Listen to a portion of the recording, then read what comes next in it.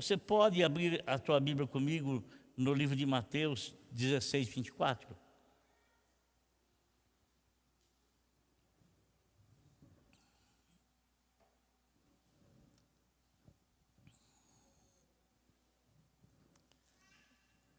Está escrito assim: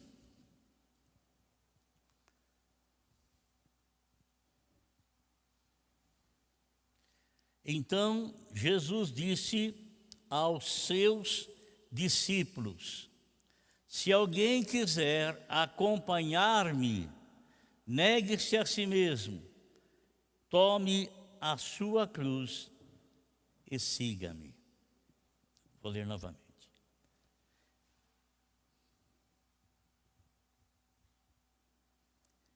Então Jesus disse aos seus discípulos. A quem que ele disse, irmãos? O que é um discípulo? Não é um aprendiz? Eles já não estavam aprendendo do Senhor? Por que Jesus disse para eles, para os discípulos, se alguém quiser acompanhar-me, ele está falando com aqueles que já eram discípulos.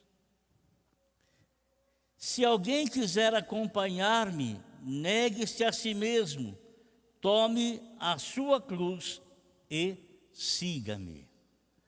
Amém?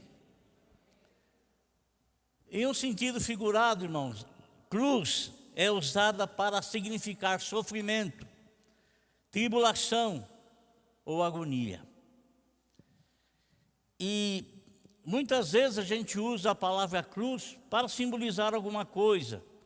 Por exemplo, não posso fazer nada a esse respeito, é a cruz que eu tenho que carregar. É quando a pessoa está numa situação e ela não tem como se livrar daquilo e obrigatoriamente ela tem que carregar aquilo. Mas é diferente com a mensagem que nós lemos agora, porque nós não somos obrigados a carregar cruz nenhuma, não somos obrigados. Nosso Senhor Jesus Cristo, no livro de Mateus, no capítulo 11, versículo 28, ele faz um convite às pessoas que estavam lhe ouvindo. E esse convite, hoje, desde aquela época, se estendeu e se estende a todos os homens.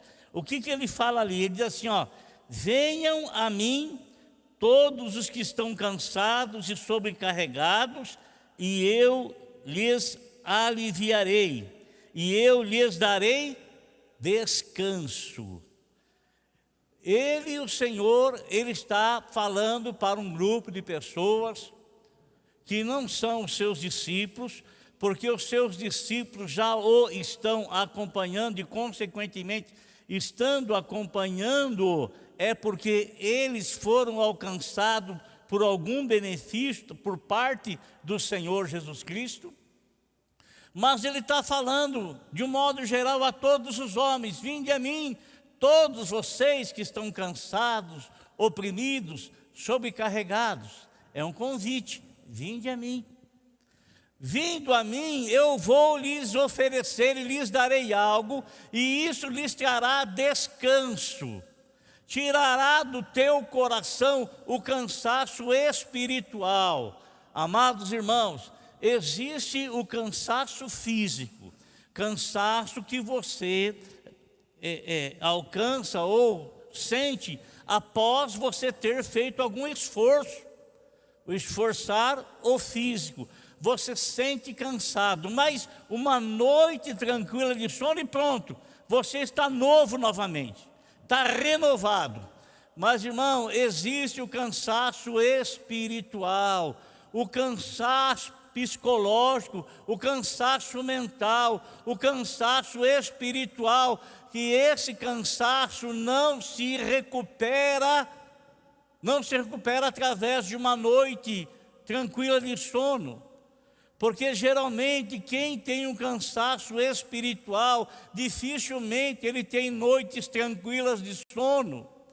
Dificilmente ele tem noites reparadoras, dificilmente. É um cansaço que está dentro da alma dele, é um cansaço que que vem à vida da pessoa por situações que a pessoa vive, por situações que a pessoa se depara, por situações que ela está vivendo e que ela não consegue de maneira alguma sobrepor aquilo, vencer aquilo. Não consegue. E às vezes, meus irmãos, às vezes a pessoa, ela se torna uma pessoa tremendamente irritada, ela se torna uma pessoa raivosa, ela se torna uma pessoa queixosa, ela se torna uma pessoa irada, ela se torna uma pessoa assim estressada terrivelmente, terrivelmente. E é algo que não se soluciona numa noite tranquila de sono. É um cansaço que somente um único médico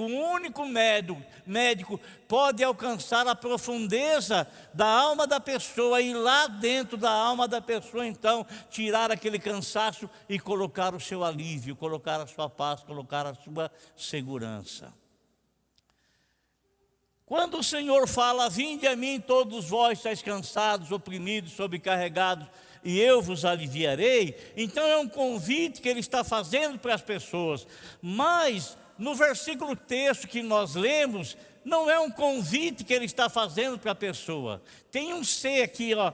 Então disse Jesus ao seu discípulo: se alguém, isso é, se a pessoa quiser tomar a decisão, se a pessoa desejar, se a pessoa querer, se a pessoa se prontificar, Ele não está convidando.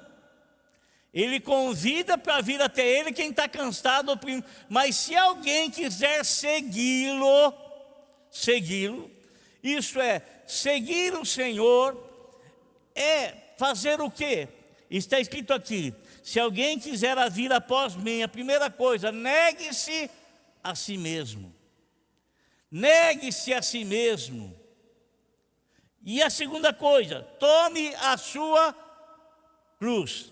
O que é negar-se a si mesmo? Meu irmão, quem é que não tem desejo na vida? Quem é que não tem vontade na vida?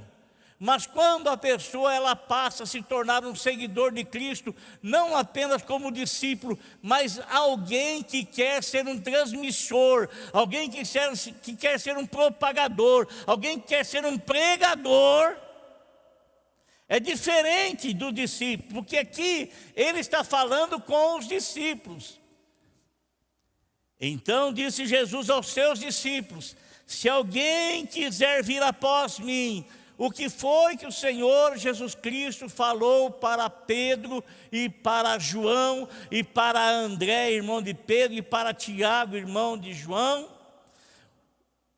Eles eram discípulos escolhidos pelo Senhor, e o Senhor disse a eles assim, ó: vinde após mim e eu vos farei pescadores de homens. Me sigam, que eu vou fazer de vocês aquilo que eu sou. Nosso Senhor não era um pescador de almas, não era um pescador de homens.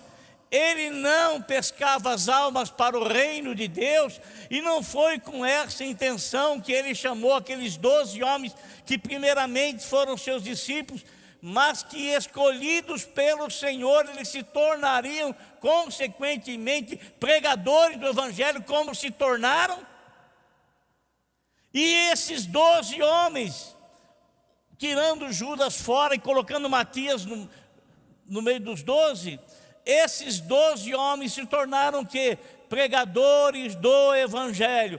E esses 12 homens negaram-se a si mesmo, porque aquilo que eles faziam não era algo da pessoa deles, era uma incumbência recebida dos céus. E eles carregaram a sua cruz. O que é carregar a sua cruz?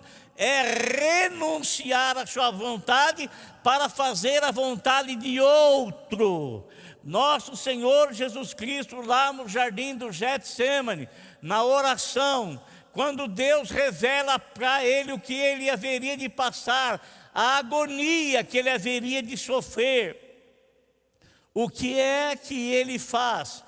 Ele ora, e qual é a palavra que ele usa na oração?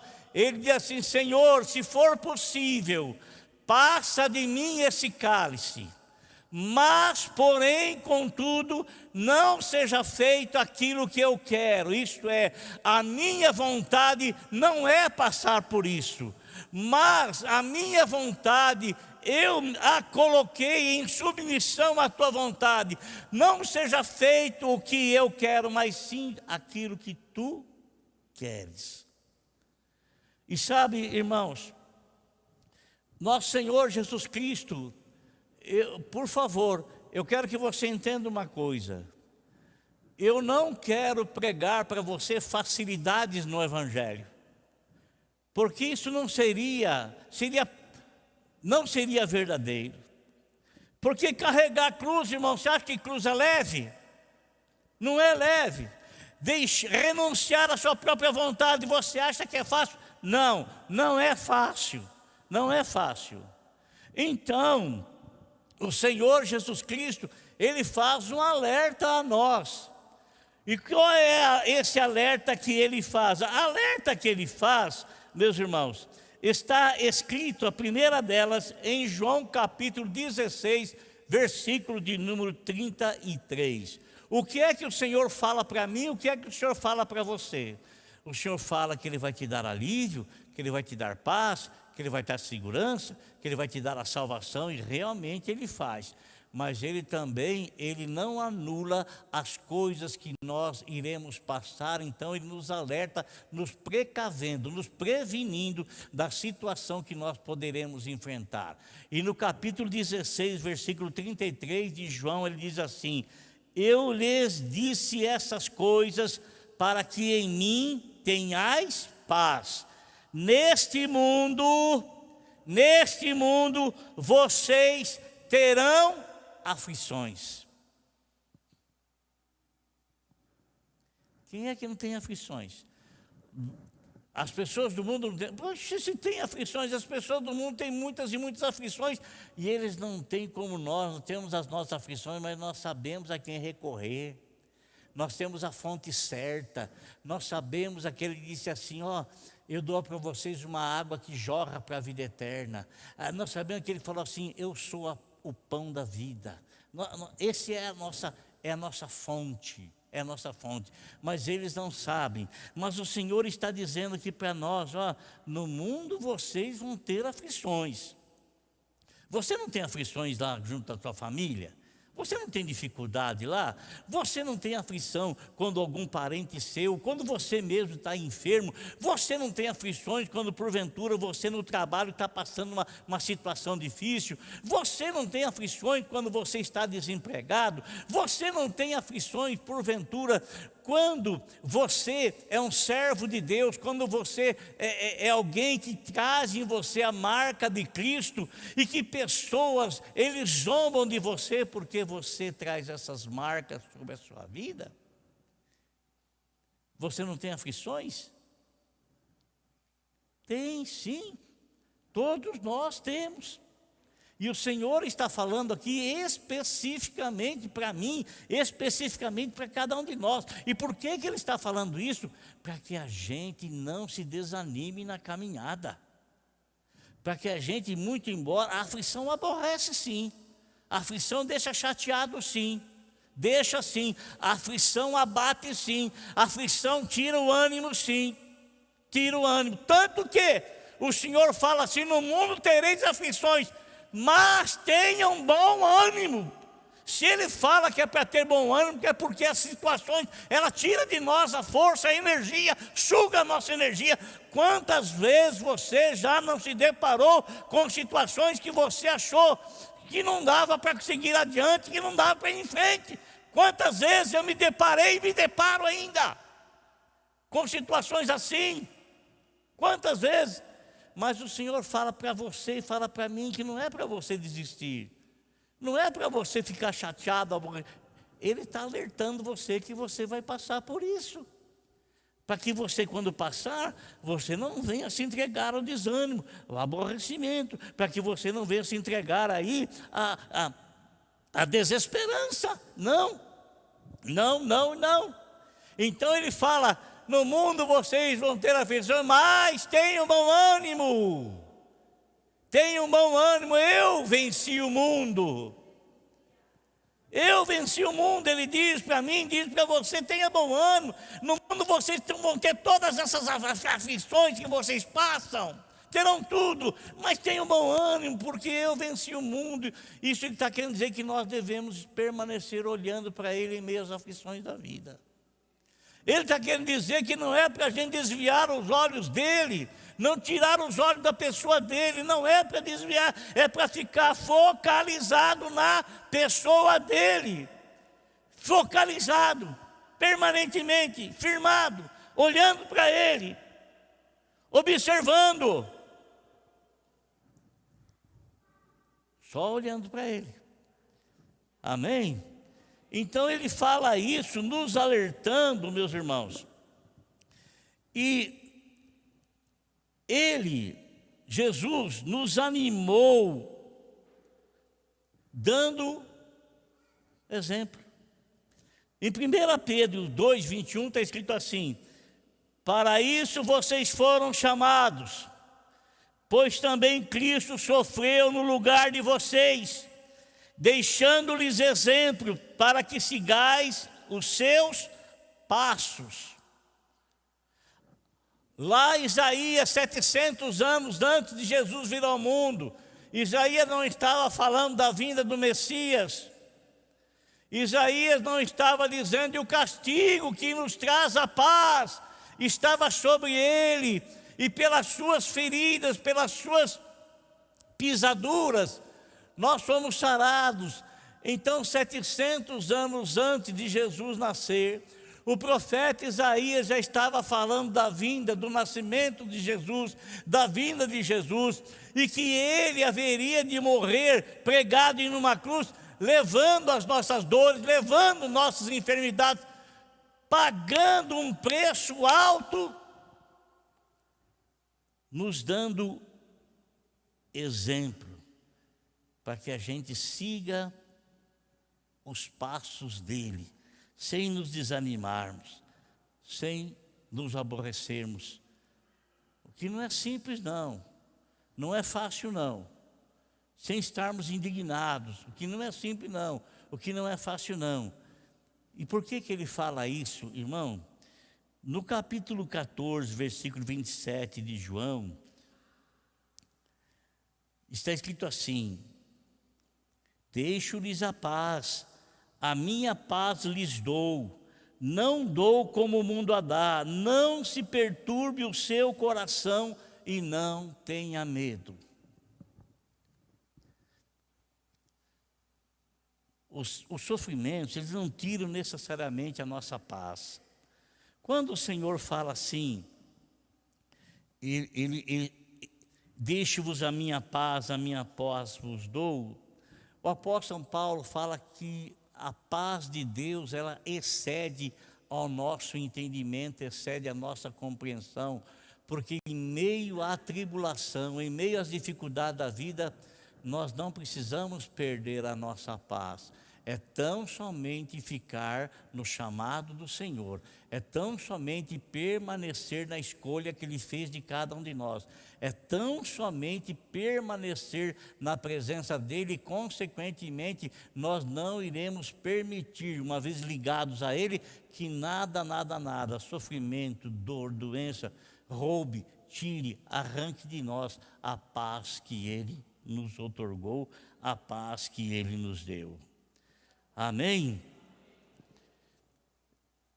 Para me encerrar aqui, no capítulo 8, versículo 28, o apóstolo São Paulo, ele fala uma palavra muito importante. Ele diz assim, que todas as coisas cooperam para o nosso bem. Amados, é muito difícil a gente entender completamente isso, muito difícil, não é simples. Não é simples. Mas, vindo do apóstolo São Paulo, ele usa essa expressão ali no capítulo 8, versículo 28 de Romanos. Ele fala assim, ó: sabemos que Deus age em todas as coisas. Em todas as coisas, Ele age para o bem daqueles que o amam, dos que foram chamados de acordo com o seu propósito. ele está falando aqui, e ele não está falando porque ele recebeu uma revelação de Deus. Paulo escreve aí, ó, Espírito Santo falando nele. Paulo, escreve aí, fala para o pessoal aí, para a igreja de Roma, escreve e diga para eles aí que todas as coisas cooperam para o bem daqueles que amam a Deus. Você acha que foi assim? Não, não foi assim. Não foi assim. O apóstolo São Paulo, ele aprendeu isso devido à situação ministerial que ele passou desde a sua conversão em Atos, no capítulo de número 9. Ele começou a perceber que as coisas que sucediam com ele, com seus amigos, as coisas que aconteciam com a igreja, elas nunca